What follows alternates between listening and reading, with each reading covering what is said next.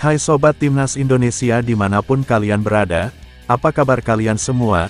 Richard Sports TV berharap kalian semua dalam keadaan sehat semua, amin.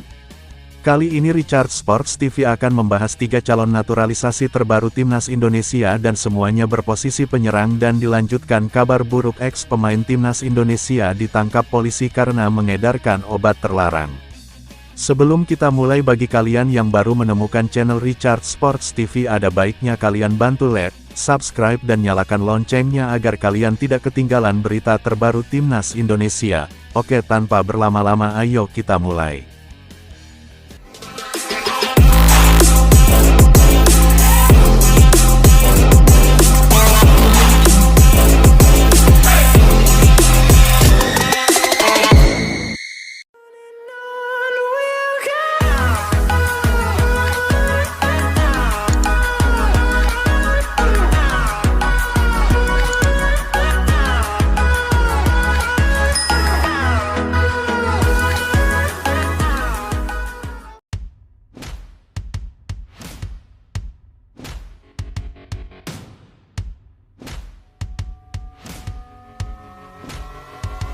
Pemain naturalisasi bagi Timnas Indonesia di posisi striker akan segera hadir alias coming soon.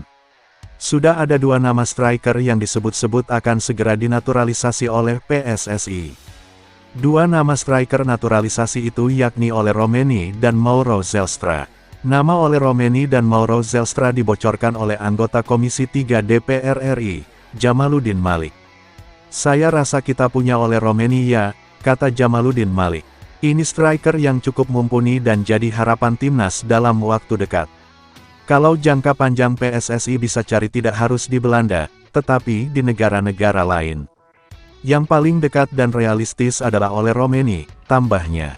Lalu ada nama Mauro Zelstra yang masih berusia 20 tahun. Kabarnya dokumen-dokumen Zelstra sudah masuk ke PSSI dan tinggal menunggu panggilan Timnas Indonesia. Ya Mauro Zelstra, Ole Roemeny. Sekarang lebih ke Ole Roemeny ya, yang lebih masuk akal segera dinaturalisasi, kata Djamaluddin.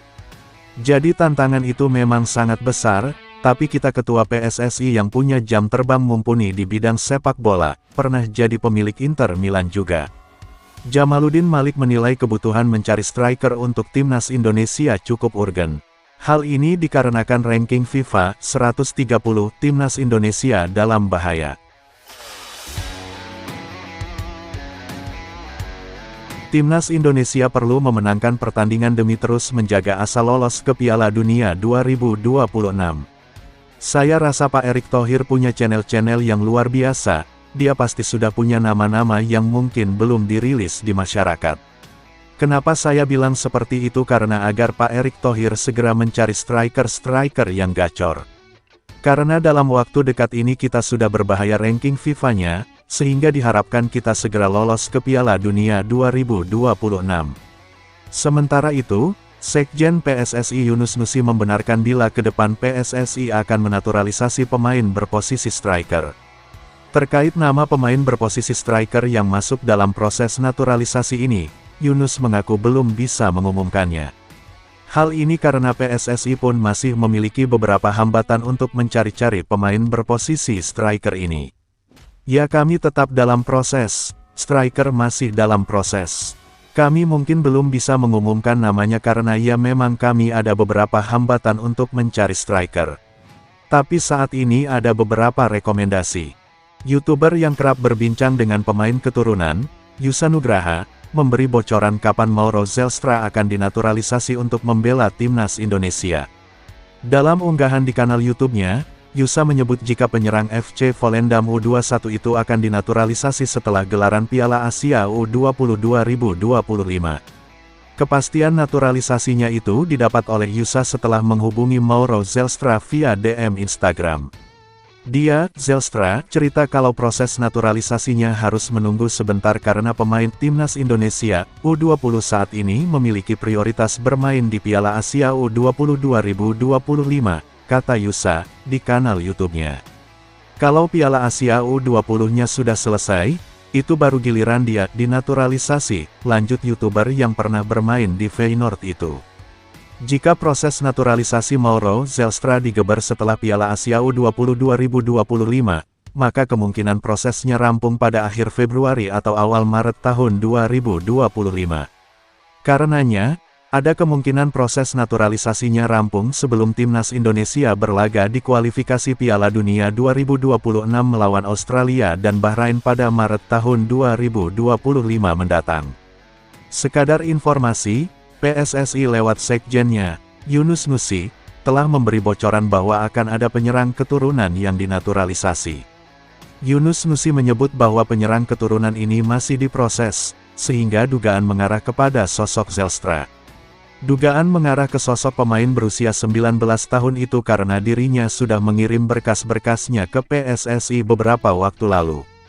Selain Zelstra, PSSI juga dikaitkan dengan dua penyerang keturunan lainnya, yakni Ole Romeni dari FC Utrecht dan Miliano Jonathans dari Vitesse Arnhem. Menurut kabar terakhir, Ole Romeni tengah mempertimbangkan opsi untuk dinaturalisasi dan membela timnas Indonesia. Sementara Miliano Jonathans mengaku tertarik untuk dinaturalisasi. Namun ia akan memutuskan dinaturalisasi atau tidak saat menuntaskan musim 2024-2025 bersama Vitesse.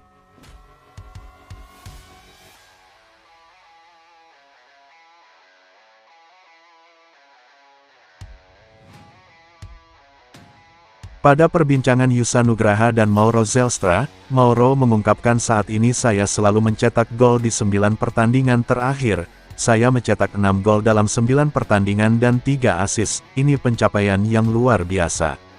Ayo dong Pak Erick Thohir dan PSSI percepat naturalisasi Mauro Zelstra, kami pecinta timnas tidak sabar menunggu laga Mauro Zelstra.